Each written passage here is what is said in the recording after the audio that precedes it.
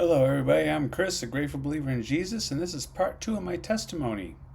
So, if you're watching part two and didn't watch part one, it may not make much sense if you don't watch part one, which was longer than I expected it to be. But basically, it's my Christian testimony from my birth to the time I got to know Jesus. Well, just a quick funny story about that the night that I was saved, and I talked about how I said the prayer, but I probably didn't realize until later what I'd actually said, which means my salvation date would actually probably not be July of 1986 technically, but I know I'm saved, so it's all good. But I remember the night I was supposed to go, and this is one of those things where people say, "Oh, Satan's trying to keep you away." Maybe, maybe not. I think Satan activates in the world and does stuff, and sometimes I think it's just kind of ourselves who do things. But anyway, so I cut my finger on a Pringles can.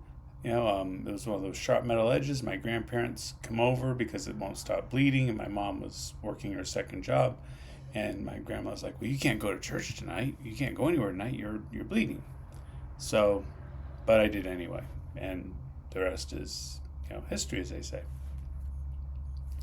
So part two, I'm going to cover kind of like what happened in the aftermath of me becoming a Christian, which is nothing really, no real big deals, but there's going to be some positives and some struggles. As I joked in the first video, and then everything was hunky-dory after that, but indeed it was not. And so that's what I'm going to kind of go over some of the, some of the good and some of the bad as I developed in the faith. So first of all, my grandparents weren't particularly really pleased at first with me going to a non-Catholic church, but they came around eventually. I do remember one unfortunate time where I didn't know the meaning of the word Catholic, so when we got to the Lord's Prayer, when it says, "Believe in one holy Catholic and apostolic church," I didn't realize that the lowercase c meant that it was using Catholic in the for terms of unity, which I could definitely affirm. But I skipped the word Catholic because I wasn't a Catholic, and they kind of looked at each other, and I kind of realized they were probably hurt by that, and I probably could have just done it. I don't think it's a moral stand I really need to take, but beyond that, plus the fact of the matter is that I could actually affirm what was being said because I didn't understand that Catholic just meant unified in that context, and so therefore I wouldn't be affirming, my belief, my adherence to the Catholic Church. So anyway, but we can debate that. But that's I could go either way with if it were a capital C, whether I could have said, but it wasn't, and so the fact of the matter is, it was unnecessary. But they were basically supportive. After a while, they're like, "Well, as long as you're going somewhere," so they kind of came around, and we always had a great relationship. And even when they were kind of unsure at first, it didn't compromise the relationship at all I had with them. It just kind of was something we disagreed on, which is fine. But so I continue to hang around my Christian friends, which are mostly my friends groups. There wasn't a lot of people in my life prior who I was really close to, who I kind of, could say, well, now it's different because we used to go out drinking together and we didn't because I didn't have anybody who I went out drinking with and such. So there wasn't a lot of those people, or really many, if any of those people. So there are people I knew from before, but I wasn't particularly close to them, so it wasn't that sort of thing going on. So I just kind of wanted to mention, there was a lot of good discipleship for me, which, again, just a brief commentary, I think sometimes people get lost in the cracks. That thankfully did not happen to me. So on the positive side, I went to First Baptist in Dade City, and I got a lot of positive discipleship. The youth pastor, a lot of good positive male role models, and plus my friend group up until 12th grade. When 12th grade, they were a year older than me, so they all kind of left. So my senior year, I was floundering a little bit, but again, some of those friends at First Baptist, some of those mentors kind of picked up the slack, so to speak. I had some struggles, did some things I'm not particularly proud of. I was immature still, but at least I was kind of aware I was immature and kind of working on it instead of just kind of, leaning into it.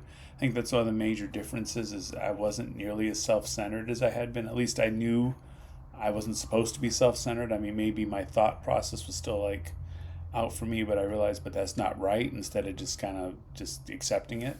So there was that, and so that was good, and I was growing. I was like watching Christian TV, which, by the way, it's not something I would do today, but I did it then. And Jimmy Swaggart, Oral and Richard Roberts, mostly Richard Roberts. Oral had been almost in retirement by then. I mean, he did have his last greatest hit with the "I'm going to die if I don't get all the money" sort of deal. So he did have one bullet left in the chamber, so to speak, as far as that went. But and there was some others. I think Dwight Thompson. Well, he might have been later, but anyway, I watched some of the ministers, and just and it was kind of funny because during the summer I was watching all this Christian programming and just being really Then my mom gets home the first day from school and I'm watching MTV. She goes, you're watching MTV. Something you go back to school, something changes.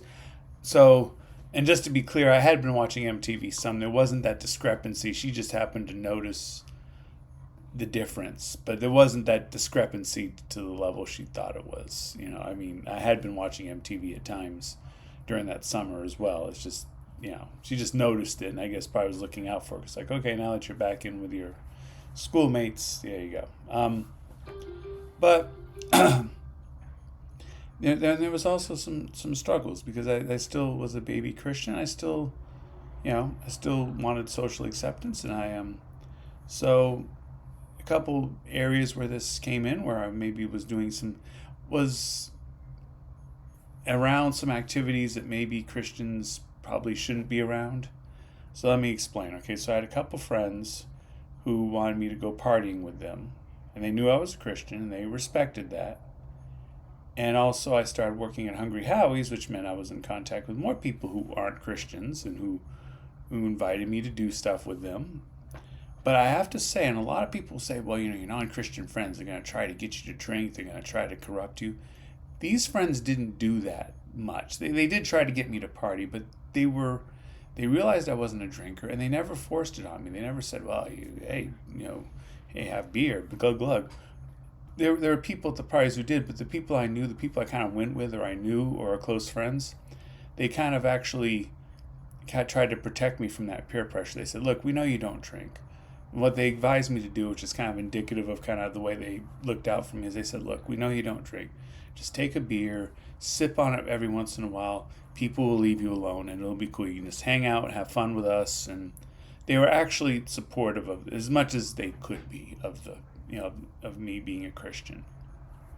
So, and so I just want to say, so not every non-Christian's out to get you and out to corrupt you and send you on the path to hell. Some of them, maybe they're not the good positive influences that preferable in your life, but they're not always out to get you. Sometimes they understand you and they're not opposing you. They just maybe that doesn't mean Anyway, I think I said it about as well as I'm gonna say. Anyway, so I was that. When I went to college, there was more and continued to work at Howie's. There was more exposure to things, but still, I was kind of maintaining my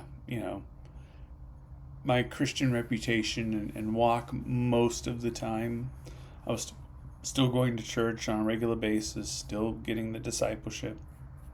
It's just I had this other thing in my life, which, was maybe not the thing I should have been doing, and so, so it just continued to be a struggle. And this whole idea of me, kind of being at parties but not really drinking, it kind of was a theme that came and gone. But eventually comes back later, in the later part of the testimony where, so anyway, went to First Baptist for a while, and eventually people I knew and such kind of started going away, and I kind of wouldn't feel the same.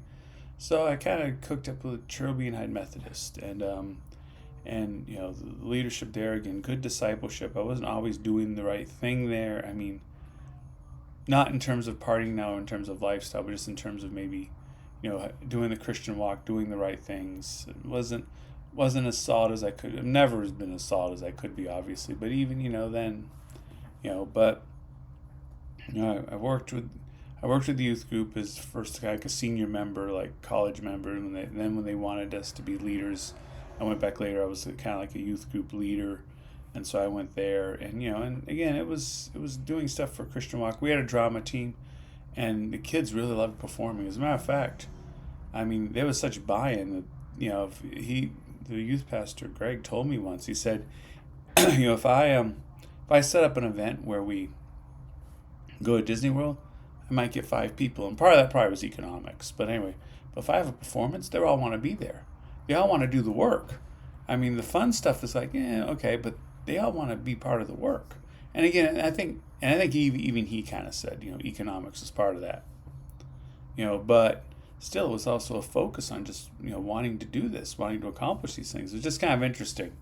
So, but eventually that too kind of when he left and then other people came in and didn't maintain like it could have. There was some problems within the church, and and the church eventually kind of shrank quite a bit. It's revived now. It looks really nice. We're there for a reunion. Trilby United Methodist. It looks great now.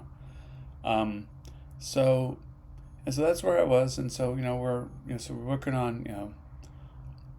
So about 30 years of age. So I'm going to leave it here. This is a shorter video. I'm going to kind of leave it here, because the next stage in my life is when. I mean, I was going to PHCC, but I eventually got my 2-year degree. So my next stage of my life is St. Leo and going and becoming a teacher.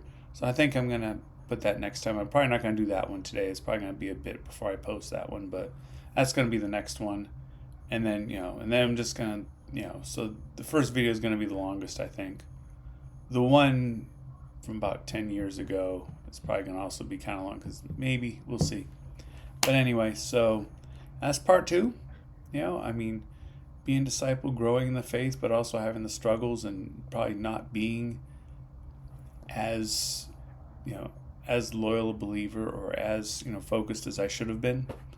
So that's the second part. And kind of the takeaway here is that, it's not like the moment we get saved, the moment we become Christians, we just suddenly become perfect people, or that we suddenly have it all together, or even like close to perfect people, or even maintain, because I kind of had the dual identity thing going. I kind of had the thing where I was kind of socializing at the school or with my friends, and then I had the church thing, and so I kind of had that. They weren't totally apart, but they were, there were 2 separate aspects, and they were kept kind of separate. So,